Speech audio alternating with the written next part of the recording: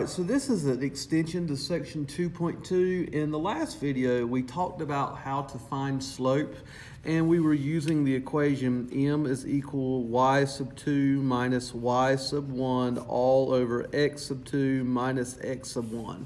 This is an equation that I've told you in the last video you've got to memorize. There's no way around it. This is one of your new friends, all right? So what we're doing with this extension is we're going to be talking about two special types of lines. One is called parallel lines, and this one's pretty easy. It's two or more lines that never intersect because they have the same slope. So what I'm saying is if I actually have a graph here, so I have my y-axis and I have my x-axis, and I draw a line right here, and it's going on into infinity in both directions. And then I draw another line right here, and it's going in the same direction. Notice how that if I kept drawing this line over and over and over again into infinity, these two lines would never intersect. They would never cross. It's because they are parallel. And if we were to look at 2 points on this and this, we would find that the rise over run for this would be equal to the rise over run for this line. They would literally have the same slope. And the way my teacher used to say it, are parallel lines or train tracks. They never cross. All right, so that one's pretty easy. Just parallel lines, same slope. The next one is a little bit trickier because you actually have to do a little bit more thinking on this one. It's called perpendicular lines. These are lines that intersect to form right angles. And kind of review back what a right angle is. It's when we form a 90 degree. All right, so basically it forms 90 degrees. And if we wanted to look at it, another drawing, it forms this type of angle. All right, a 90-degree angle. So lines are perpendicular if the product of the slope is -1. So I'll explain that in just a second. So what would lines that are perpendicular look like on the graph? Well, if I were to have my y-axis here and my x-axis here, and I were to draw a line such as this, well, it would be probably, I'm doing this by eye, so it's not going to be perfect, but that's okay for now. That looks good right about here. So notice how this line that I'm drawing makes a 90-degree angle. All right, so this line and this line would be perpendicular. Now, I cannot just trust my eyes to do this. When I go to do this for real, I actually have to look at the slope. So let's say, for instance, the slope of this one happens to be +3. So let's say 3/5. Let's do 3/5, okay? Why not? So the slope of A is 3/5, and the slope of, we'll call this B, is -3/5. Or excuse me, -5/3. All right? So this is my slope of A, and this is my slope of B. All right? So what this says is lines are perpendicular if the product of their slopes is, if their product of their slopes are -1. That's bad grammar, Mr. Lewis. If the products of their slopes are -1, that sounds good. Anyway, derp. All right, so what that's telling me to do is to multiply these two things and see what we get. Well, 3 times -5 gives me -15. 5 times 3 gives me a +15. -15 divided by 15 gives me -1. So these two are parallel. What if I gave you this, though, just to kind of show you? I have 3/4 on one slope, and we'll say that's slope C, and then for my other slope, slope D, I had 4/3. Well, when I multiply this out, 3 times 4 gives me 12. 4 times 3 gives me 12. But when I simplify this, I get a +1. So these would not be perpendicular. All right. However, these are, because when I multiply my slopes, I get -1. So let's actually do a few problems on this. All right, so for this first one, it says, which lines are parallel and how do you know? So The best thing for us to do is we're going to look at it. We have 3 lines here. This first line is kind of hard to tell, but it gives you this line B. Then we have line R, and then we have line G. All right. So the easiest way for us to attack this is simply by finding the slope of each one. So let's start with line B. So I'm going to go for the slope of line B. And I know that I've got to use this equation. I'm going to write it up to the top. Slope is equal to y sub 2 minus y sub 1 all divided by x sub 2 minus x sub 1. All right, now that I've done that, it's just a matter of plugging things in. I'm going to use these 2 points on B. I'm going to use this one as my first set of values. So this would be x sub 1 and y sub 1. This would be y sub 2, x sub 2 and y sub 2. So I'm going to go y sub 2, so that's 1, minus y sub 1, which is going to be negative 4, okay? And then I'm going to go x sub 2, negative 1, minus x sub 1, which is negative 4 here. Now that I've done that, it's just a matter of working it out. Y minus negative 4 gives me 5, and negative 1 minus a negative 4 gives me 3. Okay, so my slope for B happens to be 5/3. So now I've got to do the same thing for R. So I'm going to find my slope for R. And I'm going to label this one. I'm going to go label my 2 points, which would be here and here. So this is my first set of points. This is my second set of points. So y sub 2 happens to be negative 4 minus y sub 1, which is 1, over x sub 2, which is 0, minus 2, which is my x sub 1. Now I've done that, it's just a matter of working it out. Negative 4 minus 1 gives me negative 5. 0 minus 2 gives me 2. So my slope for R happens to be, my R and my B looks the same, happens to be negative 5/2. Now I've got to find the same thing, do the same thing for this and check out my slope here. So I'm going to label this again. I'm going to label this my 1. I'll label this my 2 points because this is what I have. And I'm going to do the same thing. Slope of G is equal to y sub 1, which is, y sub 2, said that backwards. Y sub 2, which is negative 2, minus 3, which is my y sub 1, over x sub 2, which is a positive 2, minus 5, which was my x sub 1. Work that all the way out. Negative 2 minus 3 gives me negative 5.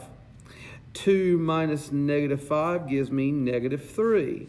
Well, what do I have here? I have a negative 5 divided by a negative 3. I can actually rewrite that and get the slope of G is equal to a positive 5/3 because a negative divided by a negative is equal to a positive. So which ones are parallel? Well, the ones that are parallel are B and G. So I can write that. B, and I'm going to do something that's called shorthand in mathematics. If you see 2 lines written like this, it means parallel. B is parallel to G. And why do we know? Because they have the exact same slope. All right, so what I'm actually going to get you to do is I'm going to get you to do the rest of this page. I'm going to get you to do 2, 3, 4, and 5 on your own. I will give you a hint and make sure that you are checking your slopes on this.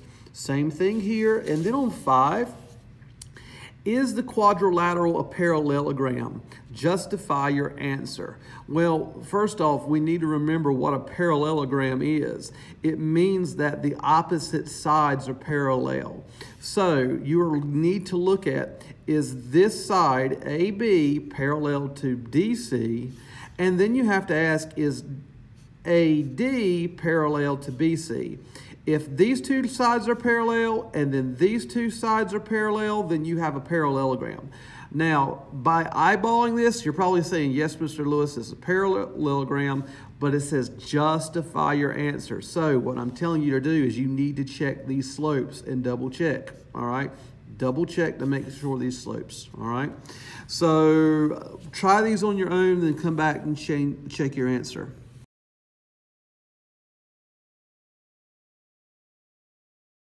All right, so for number 2, you should have got that line B and line R were parallel because they both have a slope of 9.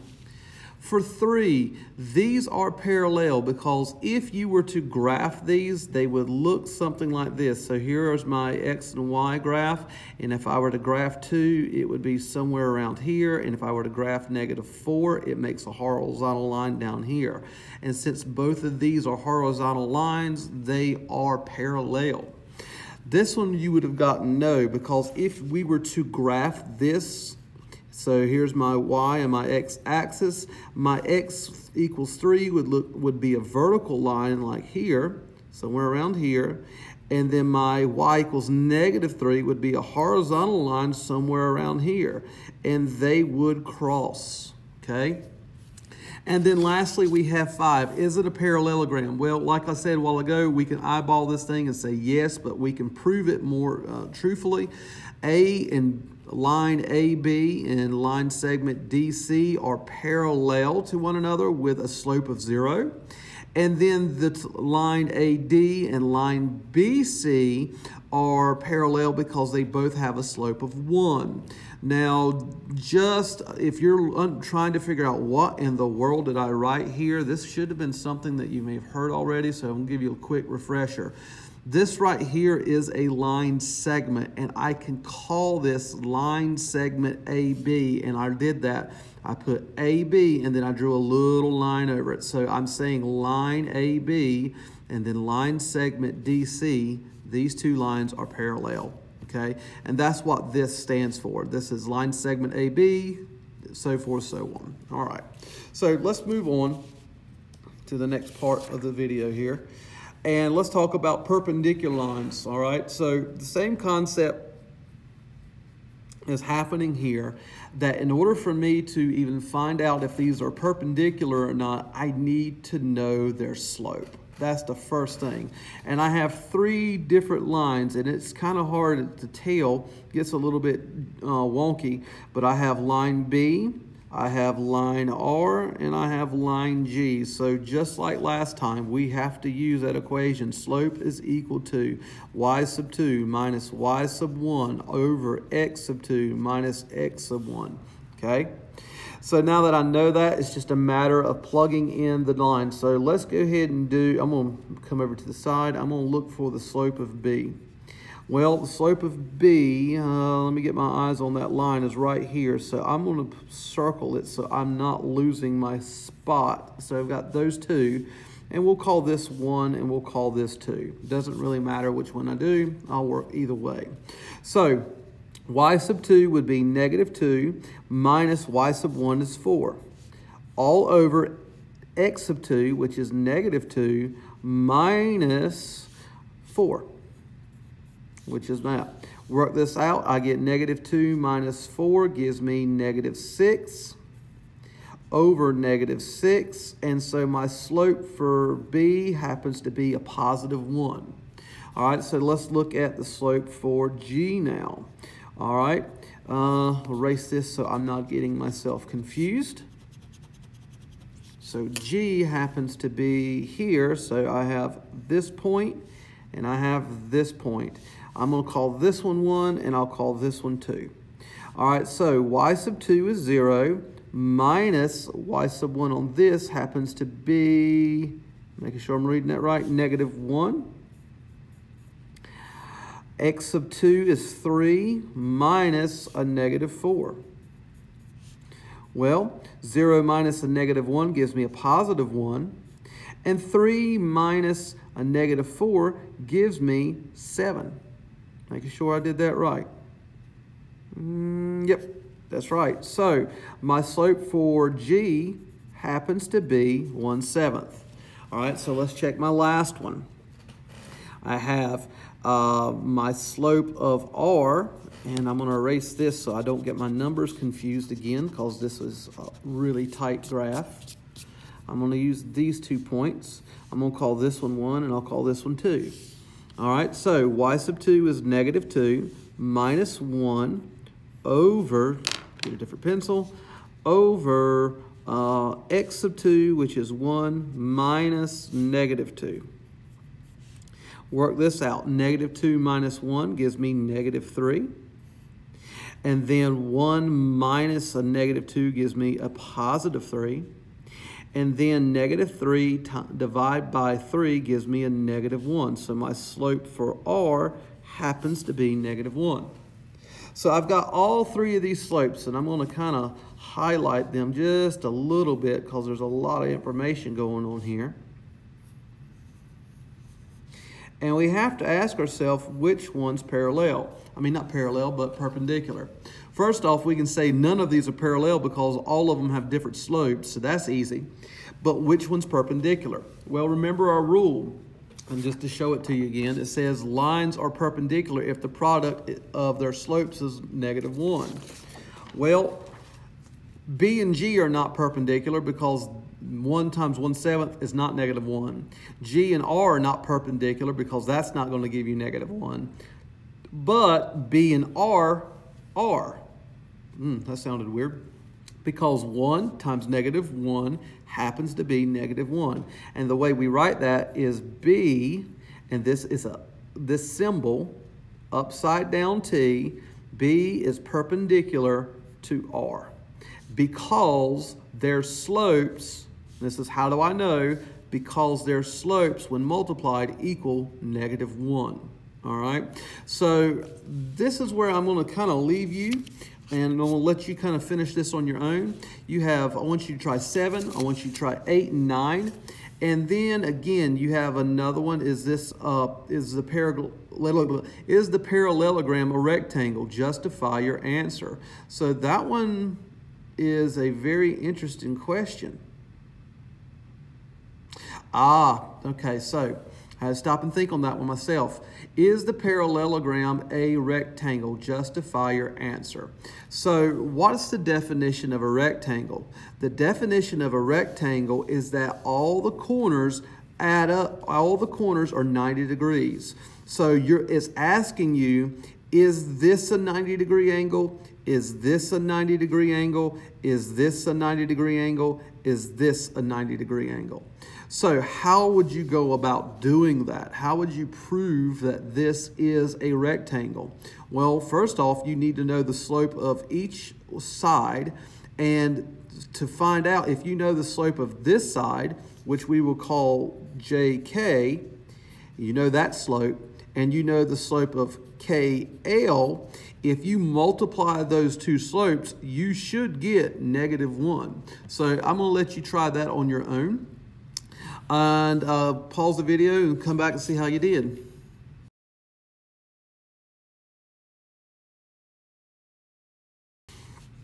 All right, for number 7, you should have got that R is perpendicular to G, and here's the reason why. The slope of R is 4, and the slope of G was negative 1/4, and when you multiply these two numbers, you get negative 1, all right? 8, are the given lines perpendicular? Explain your reasoning. I have yes, and really we don't even have to do anything. If you remember that when we draw this, x is equal to 0, if I were to actually draw this out on a line, x is equal to 0 happens to be this, actually happens to be the y-axis, and y is equal to 3 would be right here. And we know that this is a vertical line, we know this is a horizontal line, so they are automatically perpendicular. All right, in this case, we can say no, because if we look at it and we draw it on a graph, y equals 2 would be right about here if we were to draw it on our graph, and y equals negative 1/2 would be right about here on our graph. And notice that these are both parallel lines because they're horizontal lines, and horizontal lines are parallel to one another. All right, lastly, number 10 was a little bit more difficult to prove this because it does say justify your answer. When you go through it, your line segments, this line segment here, JK, and your line segment ML, which is right here, both of these have a slope of 1. And then your line segment KL and JM, they both have a line segment of -1. Well, when we multiply the slope of this one times this, we do get -1. And when I multiply this one times this slope, -1, so forth, so on. So when we check every angle and every corner, it does show that each one of these corners is 90 degrees for sure. All right, and that's it for this video. This one, not too terribly bad, I don't think. But I will tell you this is a very important skill to know, because as you start going into creating your own lines with numbers, you definitely need to understand what a parallel line is and what a perpendicular line is. These are very important skills to know. And that's it for now, and I'll see you in the next video. Bye-bye.